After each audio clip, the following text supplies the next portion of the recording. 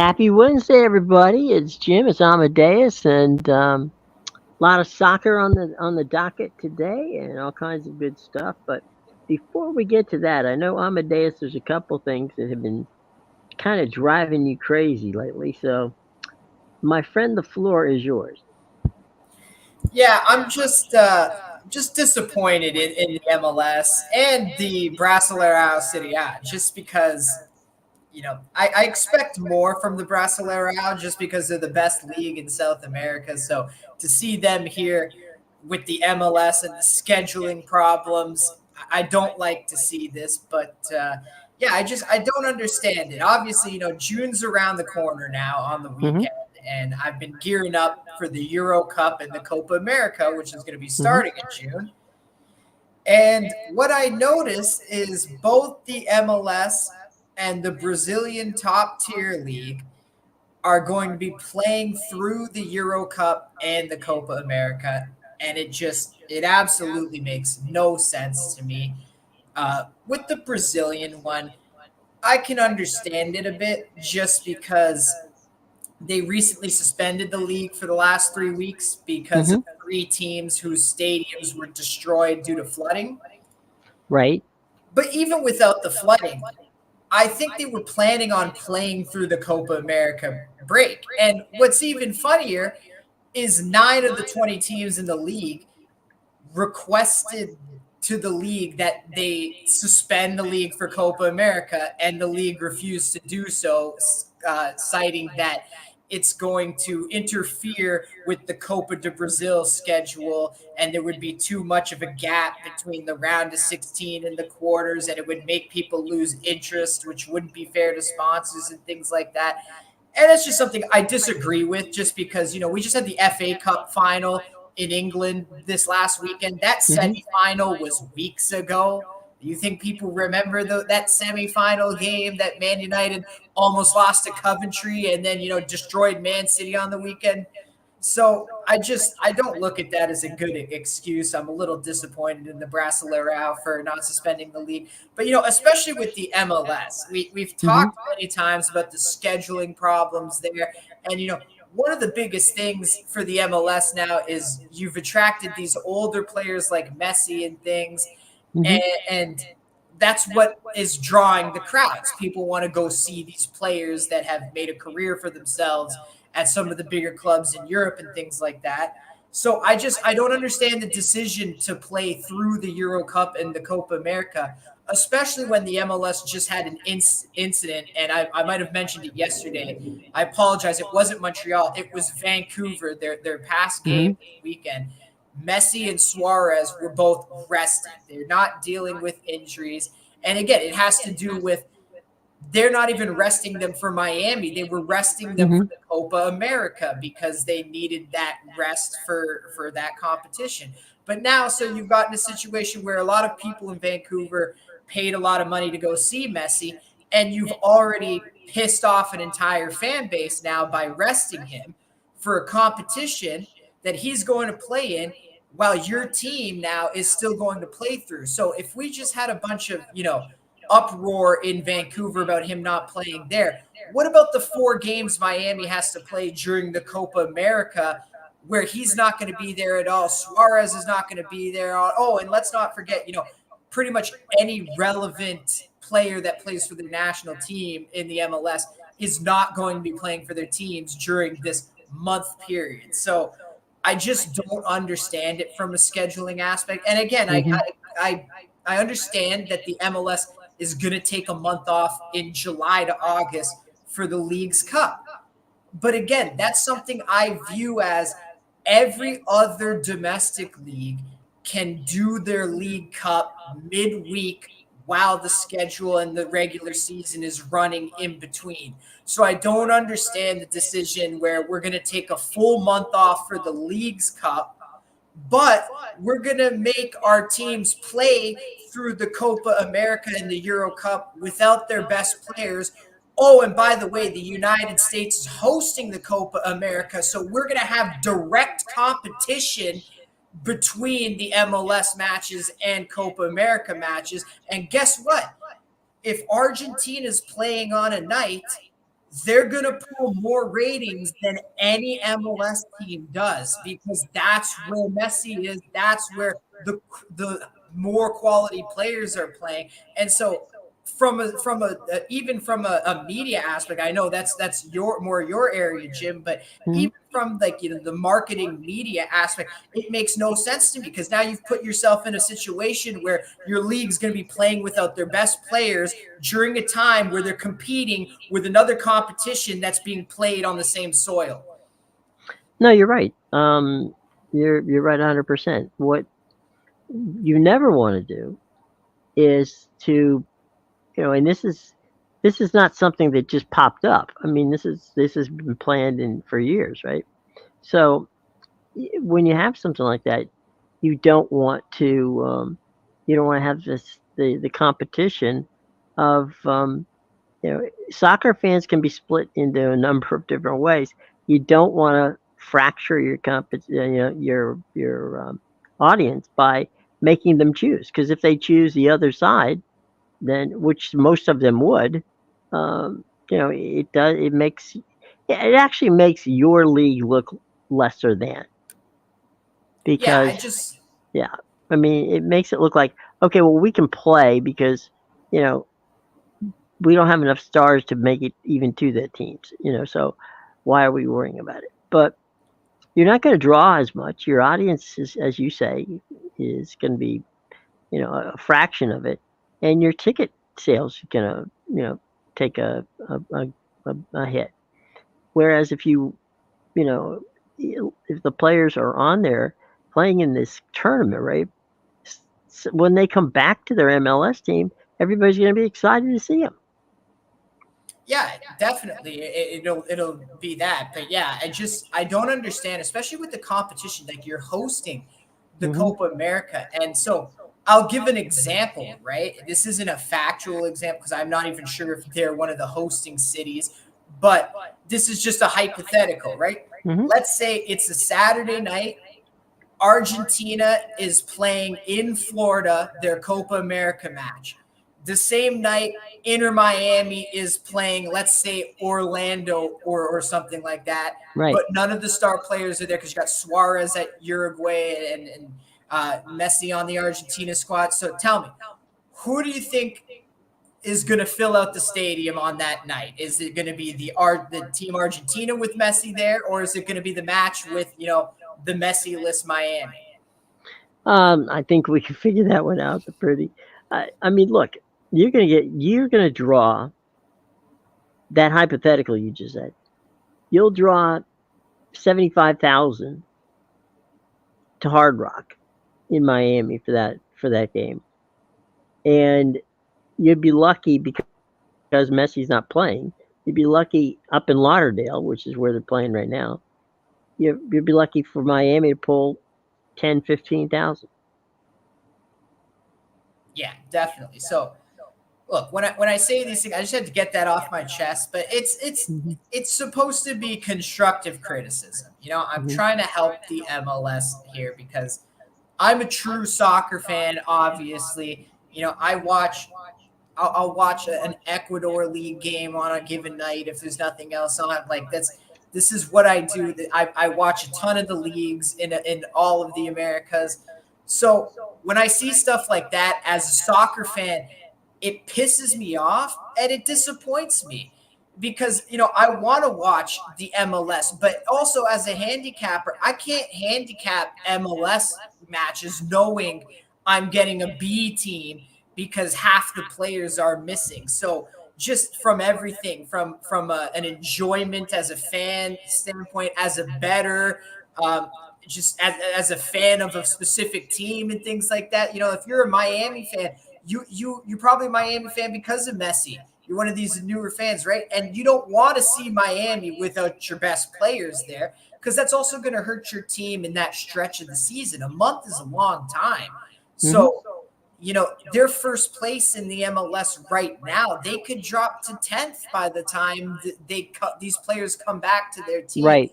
It messes with the schedule, it messes with the enjoyment of the game, and it messes with the betting aspect. And my hope is that someone at the MLS is listening and will fix this for the next time this happens, because as you said, we know when this competition is going to be. The Copa America and the World Cup, they run every 4 years, 2 years separate apart.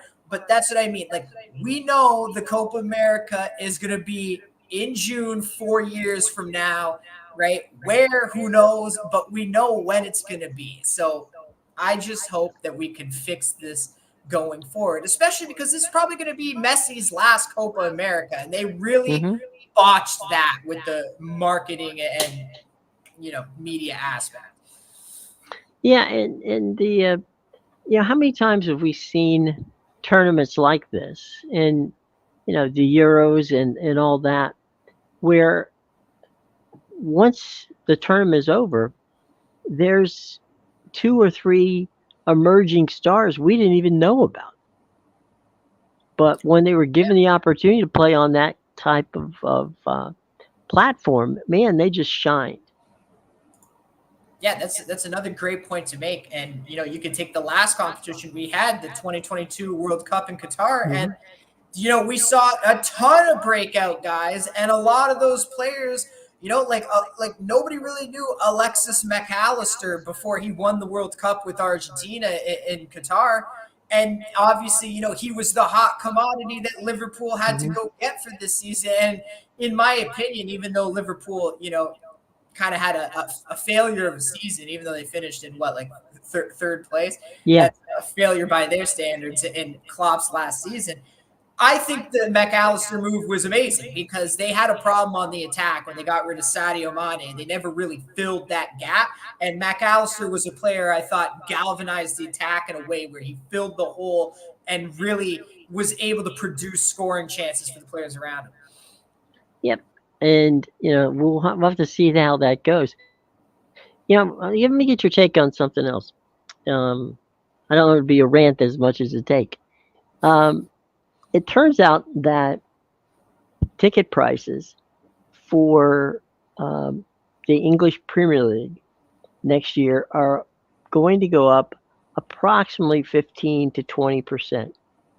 And the reason for that is the success of the broadcasts here in the United States. As a matter of fact, NBC had its biggest year of viewership for the Premier League.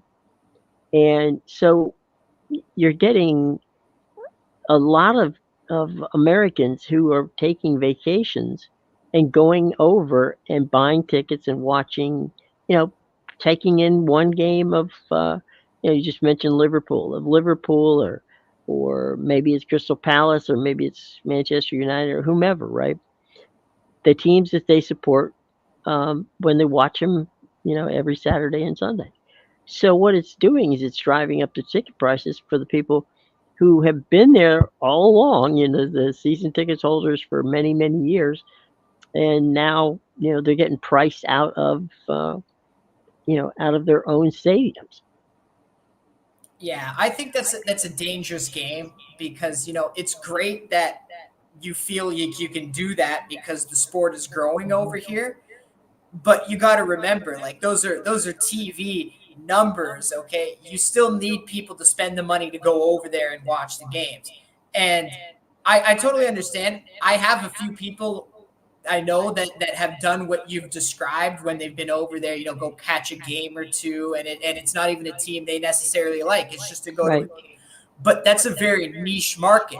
You're targeting people that can travel, while at the same time you're pissing off, as you said, the fan base that's been there and showing up there for the last 20 years. So if you start pricing them out, then we'll see what happens this year. I think it's a bad idea. If you want my take on it, I think it's a bad idea to price out the fan base that supports you and Visa, because there will come a day where they won't support you anymore if they're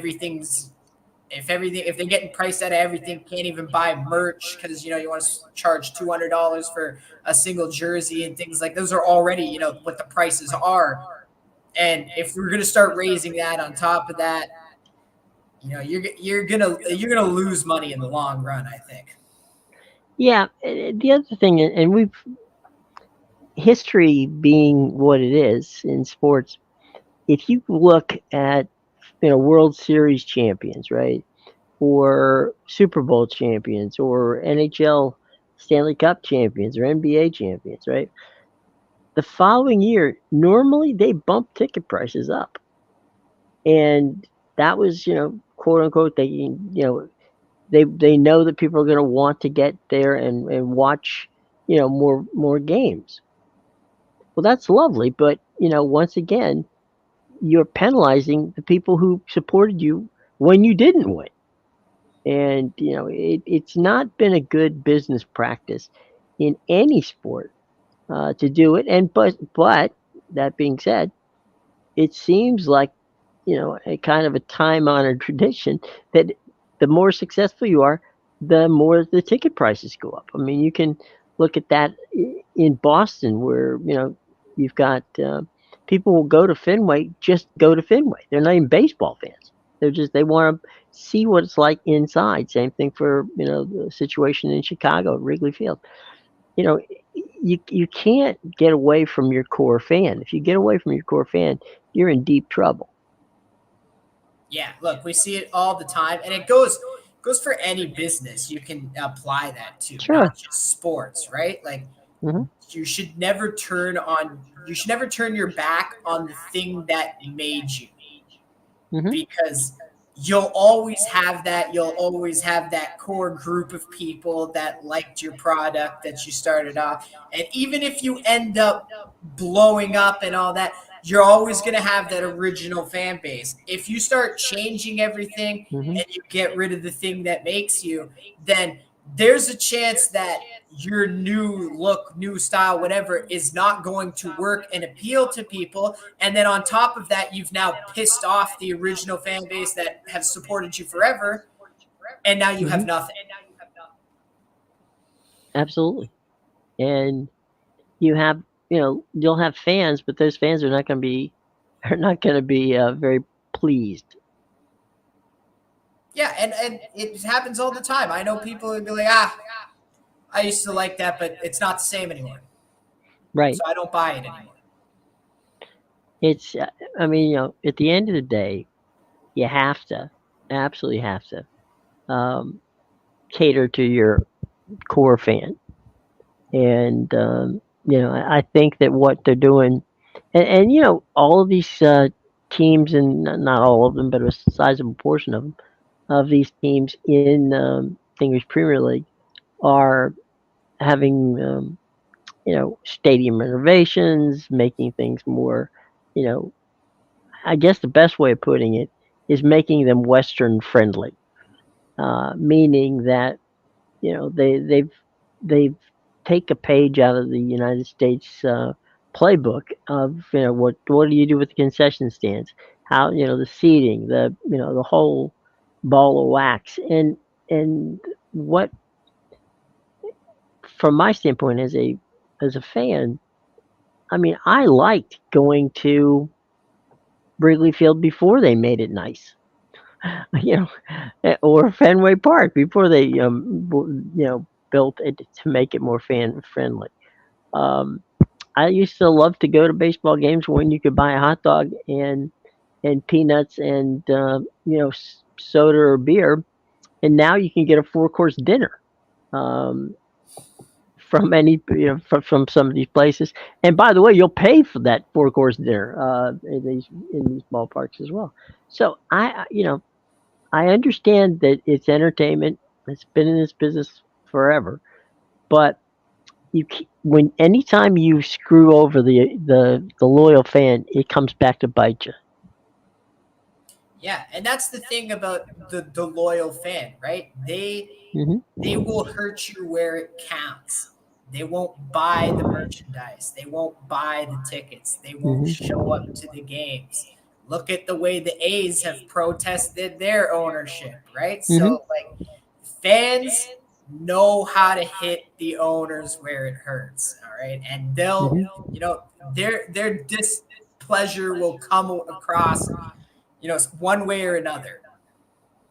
Yeah, and usually, usually it's not something that ends well. So you gotta be careful doing that. And we've talked about how ticket prices have gotten totally ludicrous. I mean, it if you wanted to take a family of four to an NBA game, you're looking at upwards of $300 to $400. Oh yeah, it That's just to depends take a on that's the a regular NBA. season game, no, reasonable ticket place, that whole routine. Yeah, depends on the franchise because I'll tell you Yeah, what, true. $400 up here is only getting you two people in the building. Okay. Regular season Raptor game, absolutely, Mhm. 200 apiece easily. Not getting in that building for anything less. Wow. Well, fortunately, I'm not going to any Raptors games recently. Yeah, Um, maybe not now because I guess they've been bad the last year or two. But when they had a decent team, yeah. Oh man, mhm. two No, I mean hundred at sure. It's supply and demand, right? Um, yeah. I mean, what they're doing now in sports, and it was done. Winnipeg actually was the first to do it. Remember when Winnipeg got the Jets back Yes. from Atlanta? Yeah. Um, The well, Thrashers. yeah, the Thrashers. Uh, what happened was Winnipeg decided, okay, wait a minute, we don't really have, they had an arena. They didn't have to build one, but they had one, and they just had to retrofit it a little bit, and so they could seat 15,000. All right, the first season that they were available the team was coming back. They sold those 15,000 season tickets in less than 2 hours. So what we're seeing, the Barclay Center, for instance, the Barclay Center is about 16,000, maybe 17 if you shoehorn people in. So these behemoth indoor arenas that used to be that were 22,000 like that, you're not seeing them anymore, and you're not seeing them because you know it's supply and demand. You have 15,000 seats or 16,000 seats to an event, and you got 50,000 people that want to get in. Yeah. Better than having 25,000 seats and 20,000 people want to get in. Right. Or in the case of Cleveland, having 55,000 seats and only 10 people wanting to get it, which used to be the case at the old Cleveland stadium prior to prior to them Oh, blowing it up and building a is new that one. where the Athletics got their game plan from? I would hope not, but yeah, it's possible that one that was definitely a mess. But no, I think that those kind of things you have to take it. We're seeing it, by the way. We're also seeing it now in college. University of Florida, where they played for so many years, what is affectionately known as the Swamp.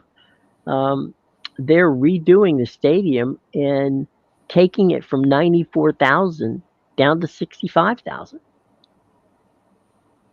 It's interesting. I think it's interesting because it brings a more intimate environment. It's a lot more intimidating. Yeah. It's louder, and that was actually one thing I know with the Jets arena when they first came back. That's what it was known for. Hmm. It was the smallest arena, or it probably still is the smallest Yeah. arena in the NHL. And it's a very intimate feel when you're in there. It's loud. You can't hear anything. It's hot. So it's a different environment for sure, and it's intimidating to opposing teams that come in there and have never played in there, especially when you're in the middle of nowhere, Manitoba, and all of a sudden you walk into this behemoth building where everybody's just screaming their head off. Yeah. I mean, it's that. But the other thing too is fans have gotten spoiled.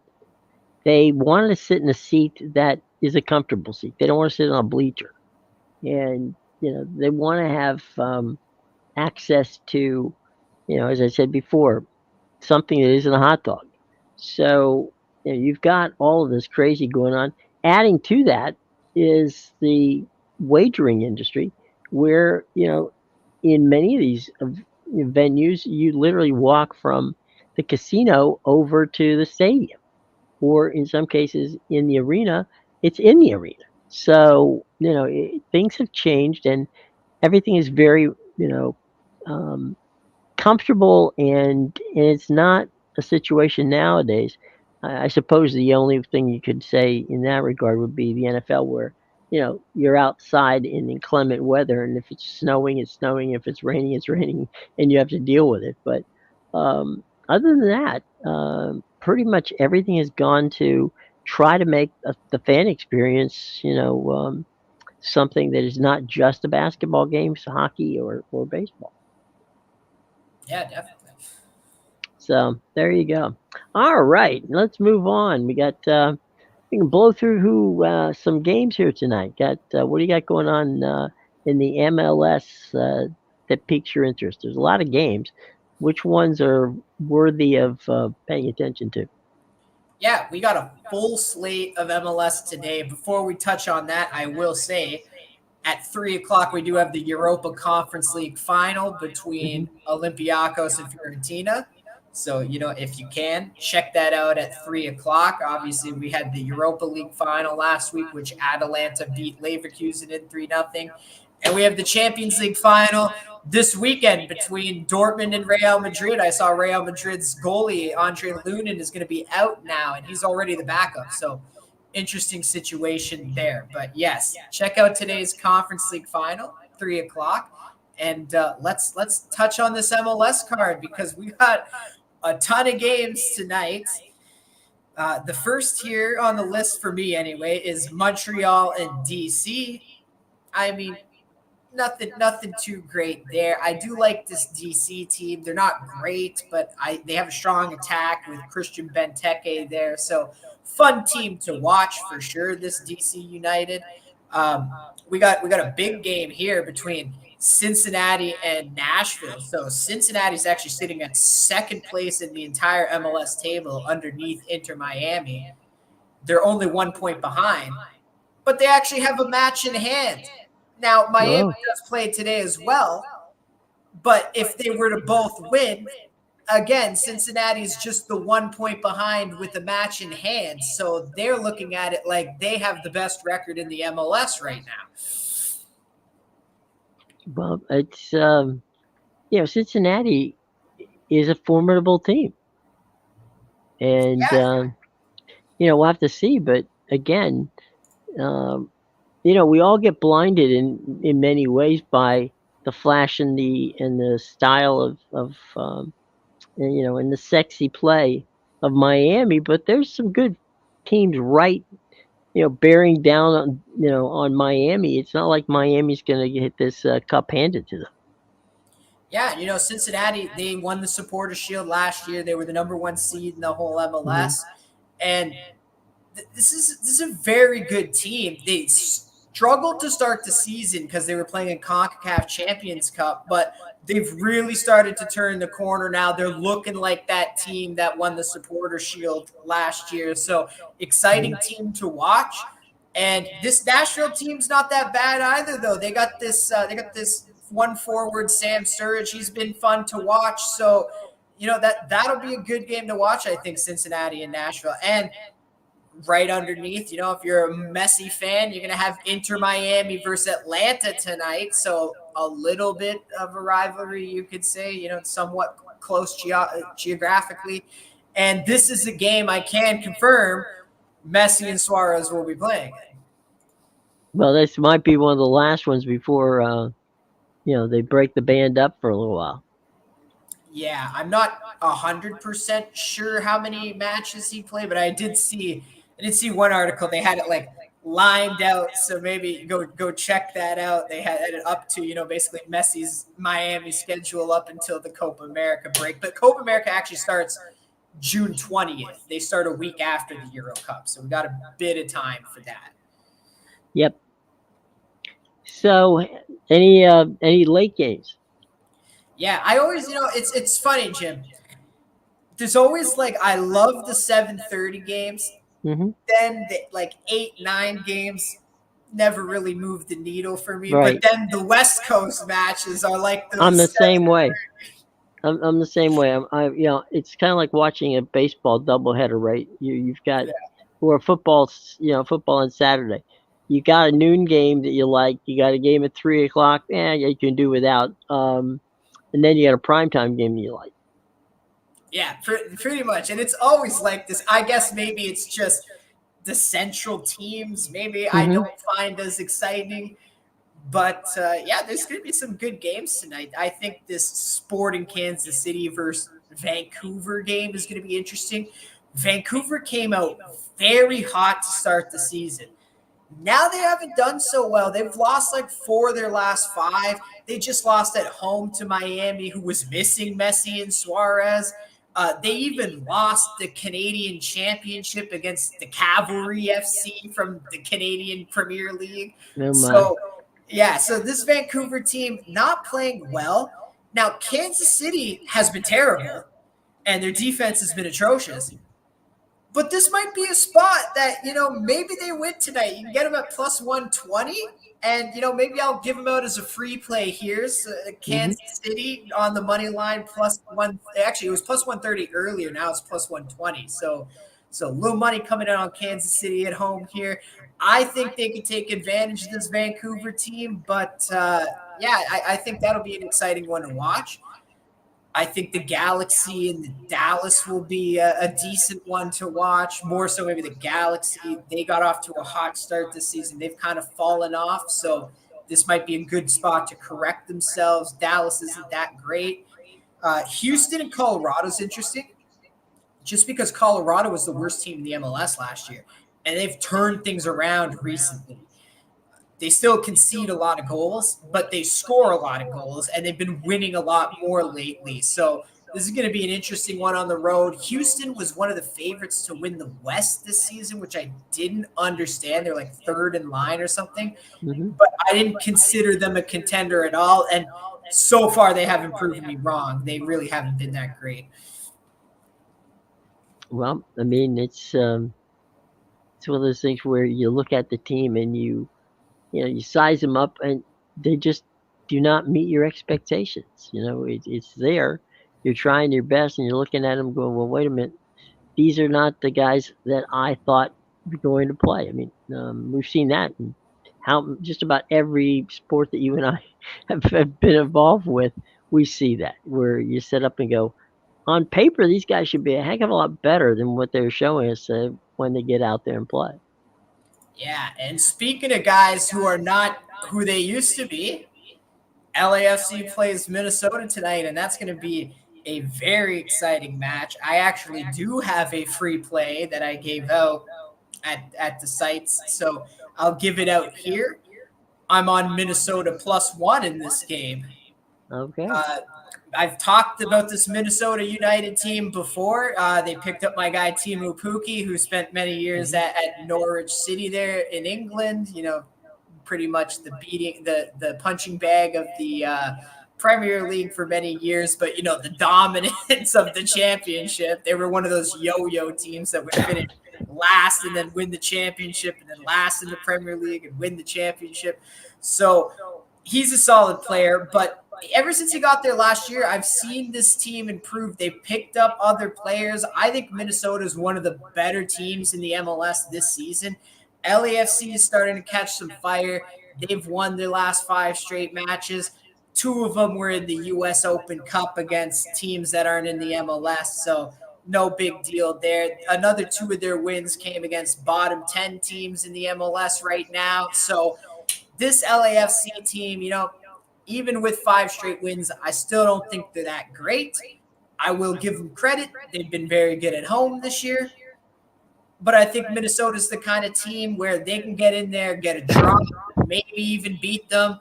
There's no way they're losing by more than a goal if they lose this match, though. So I like Minnesota plus 1.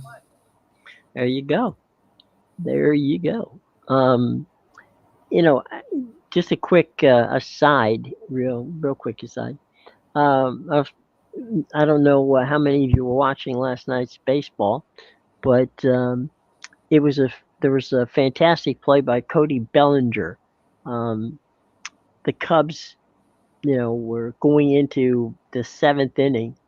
Um, with 2 outs, and kid's pitching a no hitter, and so I forget who it was for Milwaukee steps up to the plate and just literally rips one, and it is dead center field.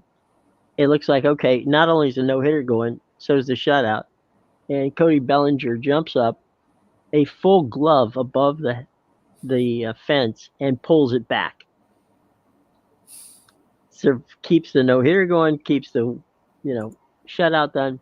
So then Craig Counsell, by the way, the Cubs manager, who has never managed a no hitter, takes the kid out, and of course, we know what happens then. The Cubs bullpen promptly gave up the no hitter on the second batter out. So it was a fascinating evening of baseball as well last night. And Milwaukee was sitting there like, that's exactly why we fired your ass last year. Right. Don't worry, Craig. Good reason. Obviously, he's still on the payroll. Yeah. Definitely making up stuff. You're sitting there going, okay, fair enough. Good on you. And you know what? If that's not getting up for your teammate, I don't know what is. No, man. You look up and the pitcher, and you know how that's. I mean, we've all seen it. The minute he let the ball out of his hand, he thought, damn, I wish I had that one back because that was not the one I wanted to throw. And I forget the guy. I apologize for getting the guy who hit the ball, but he got it. He thought, okay, this is it, and but he hit it to the deepest part of the park, which turned out to be a good situation there, and but Cody went up and just said, okay, let's bring it back, and it helps to be 6'5" and jump, so. He went up, got the ball, came back in, and said, "Just another day at the office." But it was weird. It was fun to see. And then he was probably the most pissed off when they gave up that all those runs after. Yeah, you do get a little upset when you make what you think is the play of the game, only to have that play of the game, usurped by the fact that you blow a no hitter and a win, so that's just the way the Cubbies play. I mean, they've reverted to the team that never won a World Series title, so they're back in that factor. Yeah, I don't understand how they keep, taking these guys and these retreads and using them over and over and over again. I know you hate that. Just one guy gets fired and it's like, oh, we'll take him next year. It's like, yeah, but they haven't even done anything. That's the thing, right? I mean, all right, I get you. You want to take Dusty? Dusty doesn't lose anywhere. Fine, take Dusty. If you got that kind of thing going on, absolutely take the guy, and that's it. It doesn't matter in what. I mean, there's like one of my favorite people in the in hockey is Bruce Boudreau. Okay, you take Bruce, he'll get you into the playoffs. Okay. He won't get you far in the playoffs, but he'll get you into the playoffs. And that's the thing. I mean, Bruce is one of those guys who can change the outlook of a team. Now, he wears on people, and so he's usually good for a year and a half, maybe 2 years. Beyond that, then, things start to go the other way. But he doesn't have losing records. So I don't mind if you're going to take a guy and put him in there. Joe Madden's another one. If you want to use these guys, that's cool. But for heaven's sake, why would you take guys who aren't? I mean, yes, Milwaukee's won. We know that, fine. But they didn't win world championships, and they haven't gone far in the playoffs. So, that doesn't necessarily make Craig Counsell, the kind of guy you want to be your main man for manager. But, nobody called me, so there you go. All right. Somebody's going to call you, though. It's your turn to tell us about what's going on tonight and what we should be paying attention to in the world of sports. Yes, Jim. Somebody better be calling me tonight, and it better be from the MLS. But anyway, yeah, that's a good point. Make sure you check out my premium picks at bigal.com, pickadvisor.com, and theinsidersroom.com. The links are in the description below. Coming off a 5-1-1 day, 4-0-1 on the pitch. I have some action at 3 o'clock in that Conference League final that I mentioned. I also have a ton of action in Copa Libertadores and Copa Sudamericana tonight. I've had a 4-0 night between the two last night, 2-0 in each competition. And I cashed my Copa Sudamerica game of the month with Racing Club. So make sure you go check out my action on the pitch tonight. I also have a total of the month in Copa Libertadores that you can go get for tonight. And I have 3 plays in the MLS as well, including my MLS West total of the month. And I cashed my MLS West game of the month on the weekend. I went 1-0-1. So make sure you check all that out. I don't have any, obviously no NBA today, but I don't really have any MLB. I didn't love the cards. So just the action on the pitch tonight. There you go. We'll take it. All right, my friend. Hope that everybody's having a good time today. We will be moving on out, but come back and see us tomorrow. We'll have plenty of other stuff to talk about. The ladies PGA Championship is going to get underway, and that's going to be not far from my home here and up the street. And it's going to have. There's going to be a lot of fun in that one. And we've got tons of baseball. We're going to be getting into the finals in the NBA and the NHL pretty soon here, and then some really weird stuff going on. Weird in the fact that it's championship week, and basically for women's softball in the NCAA, and the World Series, or road I should say to the World Series, begins this weekend for the NCAA college baseball. So all kinds of fun stuff going on. We'll be here to help you get through it. Okay, everybody? Until tomorrow, for Amadeus, I'm Jim. Don't forget to check out Amadeus' stuff at the show box below. Until tomorrow, take care, everyone.